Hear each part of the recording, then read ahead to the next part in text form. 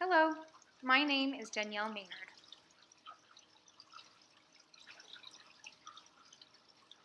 Today, I will be reading a few articles from my writing project. Andrew Foster.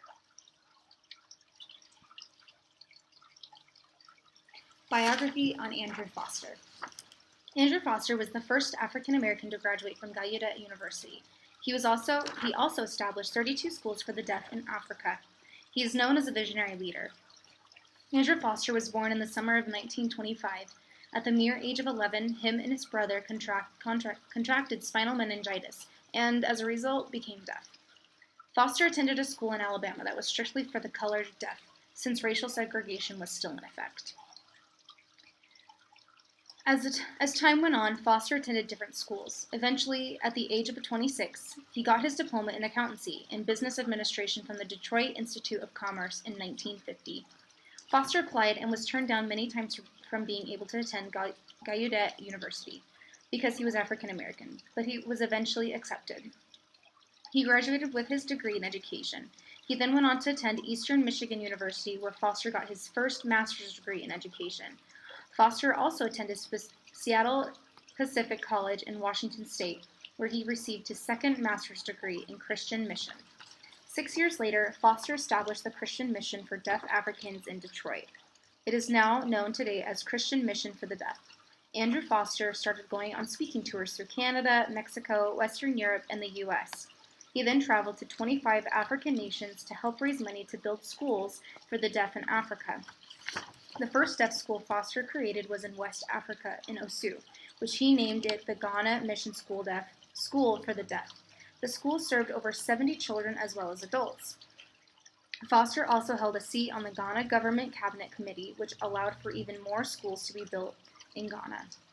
Andrew Foster taught students and trained teachers. He advised the government and educated the public about the needs of deaf Africans and the needs for deaf schools.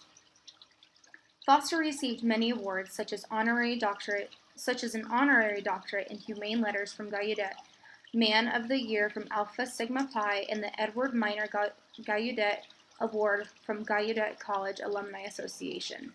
In 1987, Foster died in a plane crash while en route to Kenya, and while gone, he is not forgotten. Foster is known as the father of deaf education in Africa. The World Times. World Times. Miss Maynard's advice column. Deaf community. There are certain ways in which we can interact with the deaf community, even if we do not know American Sign Language, ASL. Below is a list of what to do as well as what not to do should you find yourself in the company of a deaf person or group of deaf people. Number 1. Are you interrupting? If there are two people or a group of people having a conversation, and you need to find your way to the other side of or through them, the first thing is to look for a way around. If that requires you to go around the building, that is totally not necessary. That being said, it is not impolite or rude to simply pass through them. Usually one can walk through quickly, no problem, but if you are able to sign, "Excuse me," and touch them on the shoulder to indicate that you are there and are passing through, that is perfectly fine. No need to duck or crawl. Number 2, knowing their preference in communication. Not all deaf people know or are fluent in sign language. They are not all the same in their communication needs. So by understanding their preference regarding communication will make the difference between an awkward exchange and a flowing, stress-free, low-anxiety conversation. This may require carrying a pen and paper at all times, which is necessary should you expect to be in the company of a deaf person. Speaking louder does not help them hear any better! Do not scream, shout, or try to make your voice louder in trying to communicate with a deaf person. It does not improve the person's hearing, and to be quite frank, makes things real uncomfortable. Number 4, reading your face. The deaf community is big on facial expression and eye contact. That is their form of communication right along ASL. They will figure you are disinterested if you are not making eye contact while in conversation. Number 5, grabbing their attention. While we don't actually grab a deaf person to get their attention, there are other ways to acquire their attention. In order to get an individual's attention, we may wave our hand, stomp our foot, or flash a light. While one may be uncomfortable stomping their foot, trying to get another's attention, understand it is not considered rude or impolite in the deaf culture to do these actions. Going out of your way to communicate with the deaf community, it is pretty important that you know some ASL survival signs, basic signs, numbers, fingerspelling when trying to interact with the deaf community. The internet provides helpful information and videos, especially YouTube, on how to sign basic survival signs and the ABCs. Here are some simple signs, simple beginner signs. The hand that is moving is always your dominant hand. So because I am right-handed, that is my dominant hand, and this is the one that will be moving. To sign excuse me, the non-dominant hand will face upright in front of you. Dominant hand, fingers together, and swiping palm of non-dominant hand away from your body. Excuse me. Thank you. Dominant hand, fingers together, motion from your chin away from your body. Thank you. Sorry. Dominant hand made into a fist, motioning in small circle, clockwise circle directions in 1 to 2 times. Sorry. Deaf Tom. Deaf Tom, a new perspective. Me, Tom, 6'3" and strong, sitting, leaning back, and smiling. My wife next to me, tables in front, food smell surrounds. Greeting, waving, conversing, busy and eventful. Esther, brunette and petite, sitting, tapping, watching. Galleria Mall, Monday, 7 o'clock, my group. Sits, sees, responds. Nervous and new. Tom, watchful, observational. Signing to Esther, my story. Making eye contact. One day, 11 years old, woke up deaf, no known reason. Did not go to deaf school, but joined groups, learned ASL. Humbled and thankful. Esther, jaw open and wide-eyed.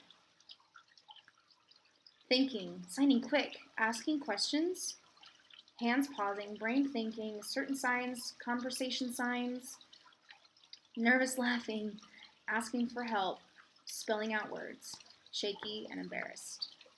Tom, happy and willing to help.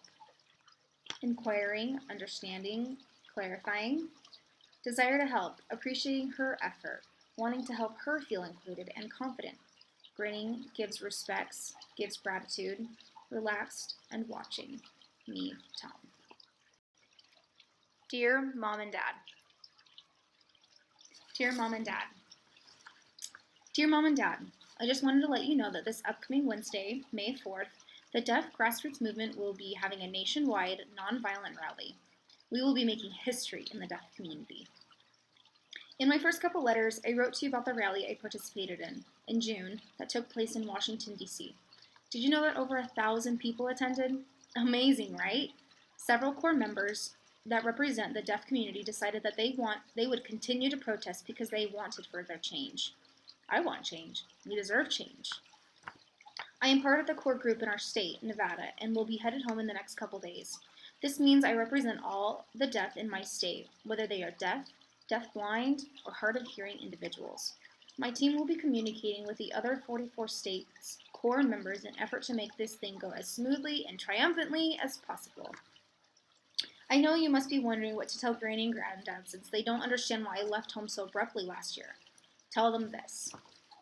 DGM, Deaf Grassroots Movement, is an organization with a vision for the deaf to live without being judged, to protect communication accessibility, to help grow the economic power of the deaf diversity with respect to the community and the pursuit of life, liberty, and equality. Our mission is to engage in direct action to end job and education discrimination. We believe in the rights for the deaf and equality of education. Our ultimate goal is long-term change. Mom and Dad, we are going to change a few things around here. Thank you for all the continued love and support. Give my sweet pup Tucker some kisses for me. Love you guys. Yours truly, Trist. P.S. Just in case you're wondering, it's called grassroots because grass and roots go hand in hand. Depend on one another to survive and thrive. We are all working together, hand in hand, and depending on each other. We are moving toward the change in deaf people's lives. Thanks for watching. Bye!